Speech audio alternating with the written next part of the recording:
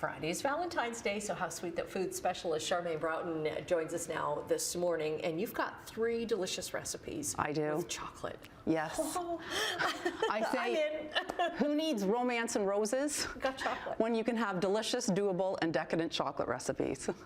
Okay, so what's our first one? So the first one is chocolate hummus.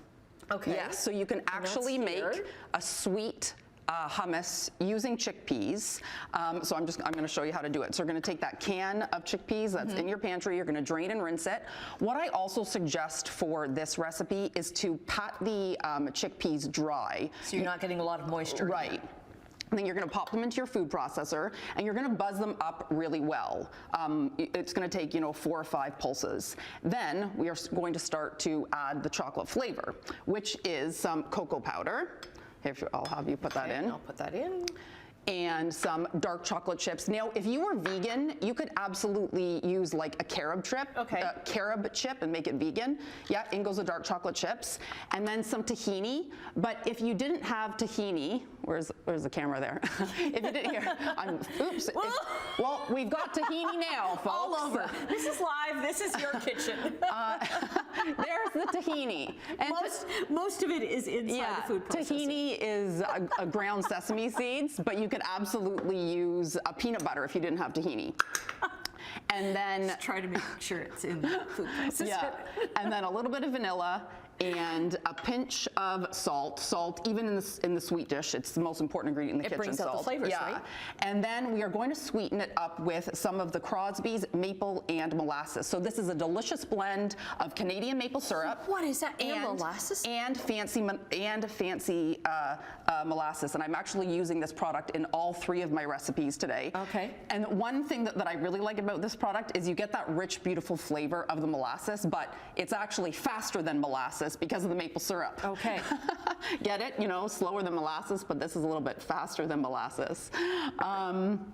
And then you want to buzz it up until it's really well incorporated. And then I like to add a little bit of almond milk. You could add a little bit of cow's milk just to thin it out a little bit. I'm not going to buzz it up just because it makes too much noise. And we got stuff all over it. Yeah, I have made a disaster. It's a delicious disaster. In true sharp fashion. And then you have this gorgeous, rich, chocolatey, molassesy. May I try some? Absolutely, you can. You can serve it with fresh fruit. I like it with the pretzels because I really love that salty flavor. And then to garnish it, I like to add some sesame seeds because of the tahini, but if you use peanut butter, you can use peanuts. Isn't it unbelievable? Yeah. It is so light and fluffy.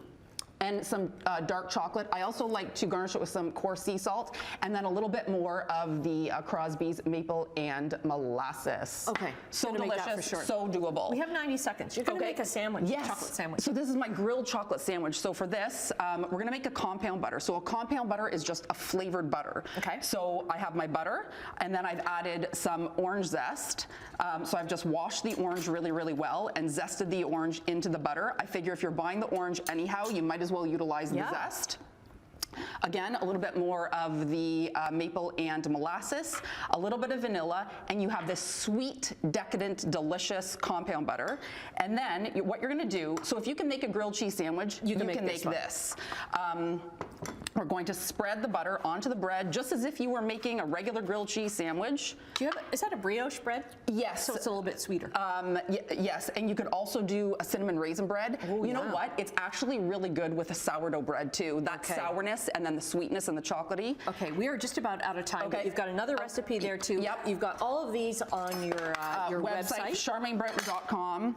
Look at that gorgeous, look at that. I know, with whipped cream and raspberries. And then the last recipe is my double chocolate brownies with chipotle molasses cream cheese frosting. Oh, delicious, and you got them all in. I certainly did. All right, we're going to be cleaning up, like literally, like eating all of this stuff, cleaning up. Charmaine, we'll get all your links up on our website, chch.com/morninglive. You're such a good sport. Oh, thank you.